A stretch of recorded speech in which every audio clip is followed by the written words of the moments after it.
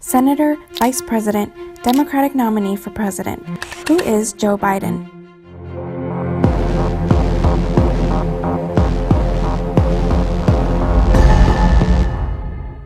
I'm a proud Democrat, and I'll be proud to carry the banner of our party into the general election.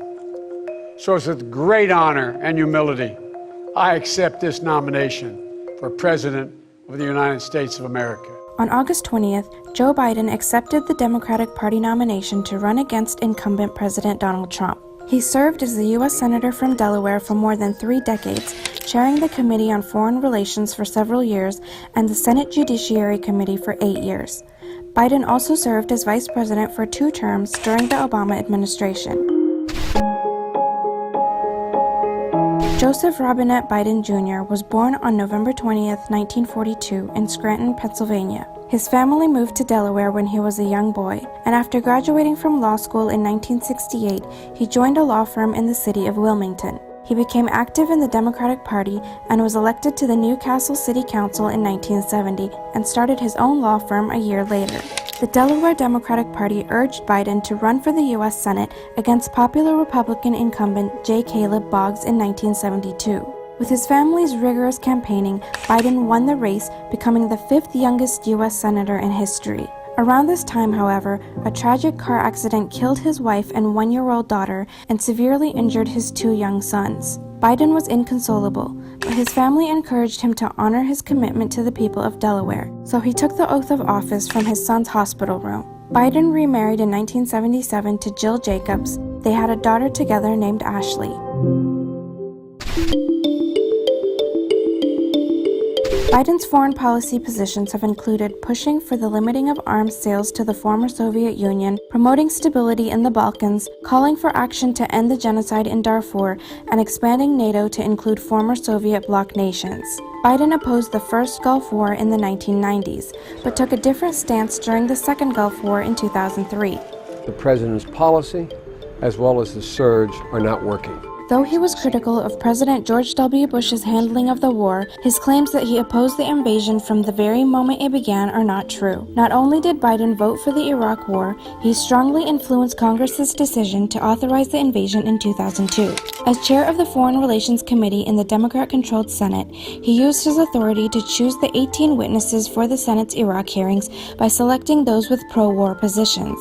He also oversaw the withdrawal of U.S. troops from Iraq as vice president in 2009, but the rushed departure created a power vacuum in the country, which then led to the formation of groups like Daesh. Biden's other foreign policy positions include wanting to better coordinate intelligence, law enforcement, and cyber infrastructures with Europe while closing foreign money loopholes. He wants to return to the Obama-era 2015 JCPOA deal with Iran, which eased sanctions on Tehran in exchange for limiting its nuclear production and cooperating with inspections. Meanwhile, Biden wants Israel to stop settlement activity in the occupied territories and give more aid to Gaza, but he also opposes the BDS movement. He backs a 2-state solution and plans to keep the U.S. Embassy in Jerusalem, but doesn't support Israel's plans to annex the West Bank. Biden has called himself a Zionist and says his support for Israel is ironclad. And Biden also wants to invest more in NATO by deploying more troops to Eastern Europe as a deterrence for Russia. He also said that he wants to rejoin the Trans-Pacific Partnership negotiated under Obama, but says it needs to better serve American workers. Biden's 1994 crime bill, passed under Bill Clinton, has been widely criticized. Under the premise of cracking down on violent crime, the law called for an additional 100,000 police officers and extended the death penalty to 60 new crimes, including drug-related ones, which contributed to a wave of mass incarcerations that disproportionately affected minority communities. But the law, officially known as the Violent Crime Control and Law Enforcement Act, also had other elements. It included the Violence Against Women Act, which was passed with bipartisan support, and which changed the culture around sexual assault and domestic violence. The act also implemented an assault weapons ban and funding for background checks for firearms purchases. Biden now also supports smart gun technology that only fires with the owner's finger on the trigger.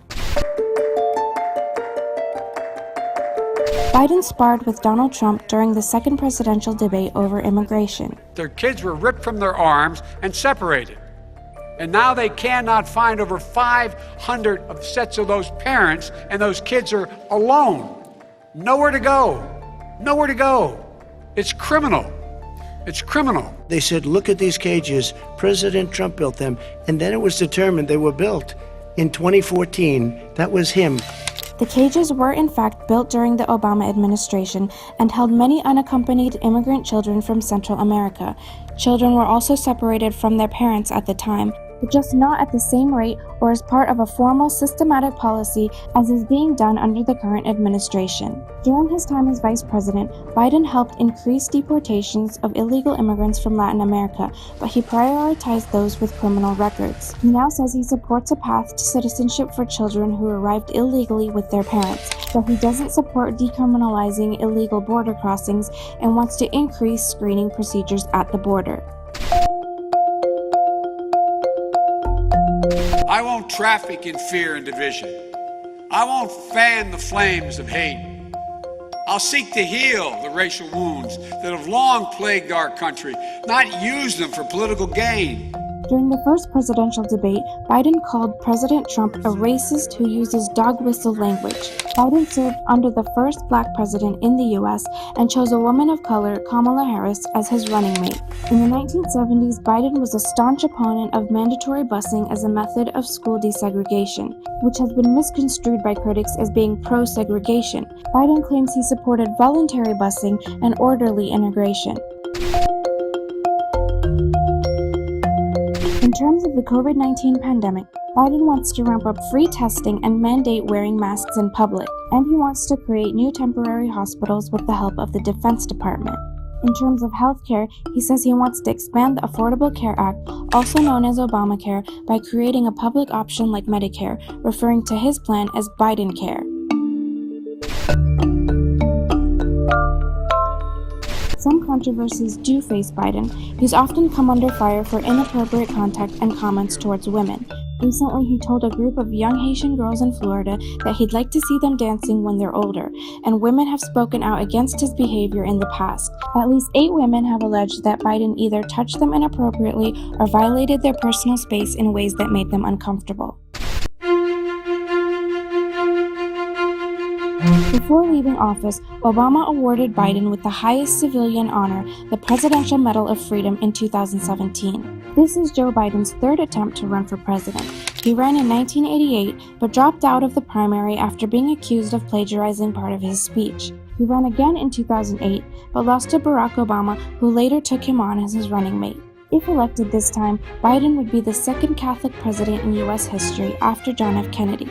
So, will the third time be a charm for presidential hopeful Joe Biden?